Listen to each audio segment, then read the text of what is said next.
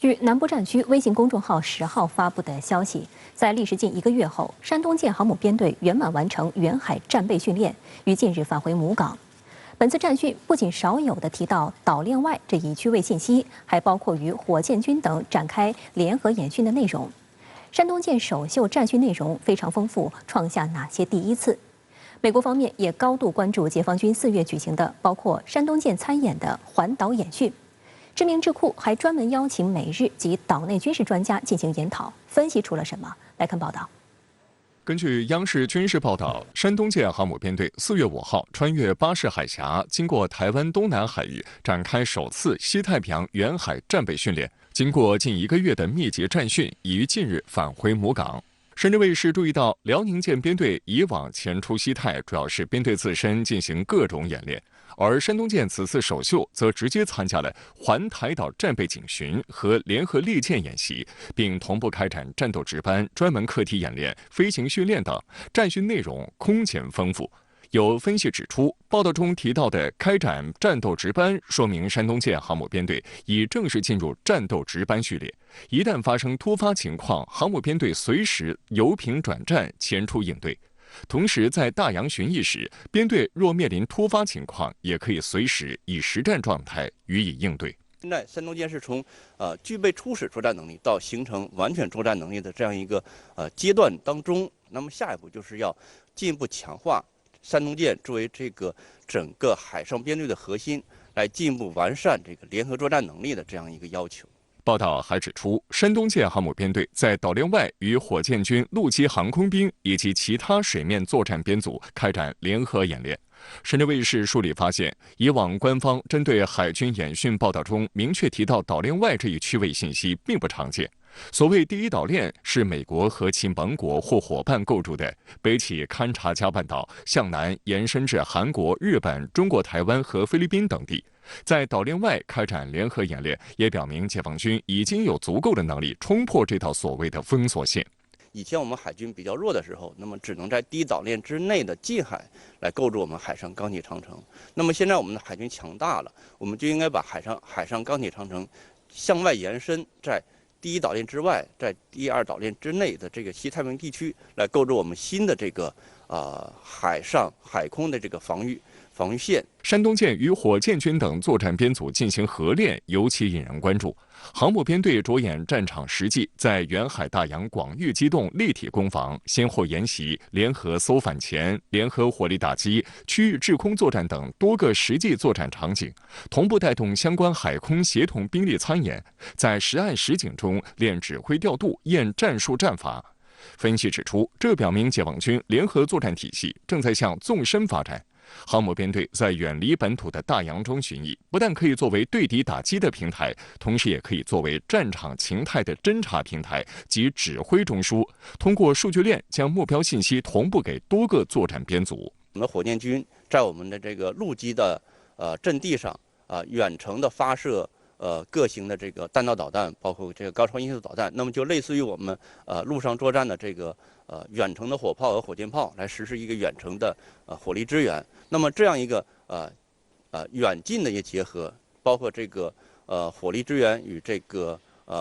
突击力量这样结合，才能更好的来实现一个我们海空联合。值得一提的是，这次山东舰舰载机起降架次创下新高。根据日本防卫省统合幕僚监部的数据，在4月7号至24号期间，山东舰舰载歼15歼击机、直18直升机等起降累计约620次，刷新了中国航母新纪录。对比辽宁舰去年5月和12月2次赴西太演训，每次起降架次都是300多次，山东舰实现了倍增。近年来，解放军演习期间少不了外国舰机滋扰盯梢的身影，这次演习也不例外。日本海上自卫队、航空自卫队舰机轮番侦察试探，美军尼米兹号航母编队与山东舰一度相距约200公里，处于舰载机作战圈内。面对外军舰机轮番侦察试探的复杂局面，山东舰编队及时准确掌握态势，精准高效控制兵力行动，始终做到积极应对、稳妥处置。事实上，外军抵近侦察对解放军而言也是难得的练兵机会，不仅可以对外展现实力，也可以从实践中积累宝贵经验。对于我们的这个人民军队来说的话，迫切需要在这个近距离上与外军的战舰包括军机进行接触。这样的话，一方面可以更好的来摸清对方装备的一些情况，包括对方军舰、包括对方军机的一些情况性能如何。另外一方面，也可以锻炼我们这个飞行员的这个作战技能。5月10号是韩国总统尹锡悦执政1周年，他当天在自己的社交账号上自夸，1年来外交成绩最亮眼。但韩国舆论对此并不全然买账，担忧其只留下美日、排挤中俄的做法，让韩国的外交空间变小。相比于外交，尹锡悦治下的韩国经济表现更加糟糕，尤其是对华贸易收支连续7个月出现了逆差。这也引发了韩国舆论的广泛担忧。5月10号上午，尹锡悦在社交平台发布视频称，过去1年是为建设由民做主的新国家而奋力奔走的1年，并自豪交出漂亮的外交成绩单。尹锡悦在9号的国务会议开场发言中也自我评价称，回顾就任总统这1年，没有比外交安保发生更大变化的领域了。韩国中央日报10号发布的民意调查显示，韩国国民中有70%赞成尹锡悦总统改善韩日关系等加强韩美日安全合作，每4名国民中就有1人认为外交是过去1年国政履行工作中做得最好的领域。对尹锡悦的职务履行评价中，肯定评价为38.5%，否定评价为57.6%，而回答没有做得好的领域的受访者也占40.1%。韩国社会舆论研究所所长李康润分析称，文在寅政府一度重视改善韩朝关系，但在这一方面事实上毫无收获，国民对此深感无奈。尹锡悦政府在对韩朝关系采取强硬立场的同时，加强了韩美日同盟关系，给国民带来了宣泄口。不过，韩国韩民族日报指出，尹锡悦执政下，韩国外交的重心从战略模糊性骤变为战略明确性，只留下了美日，排挤或抹去了中国和俄罗斯。在这个过程中，在美国窃听和窃听文件被公开时，尹锡悦也只是强调了韩美同盟。在历史问题上，尹锡悦对日本给予免罪符的态度遭到了屈辱外交的批评。相反，对于俄罗斯和中国向乌克兰援助武器和台湾言论，不必要地刺激了对方极度敏感的问题。首尔大学教授南基正认为，虽然并不知道这是否符合韩国的国家利益和安全，但韩国的外交空间正在变小。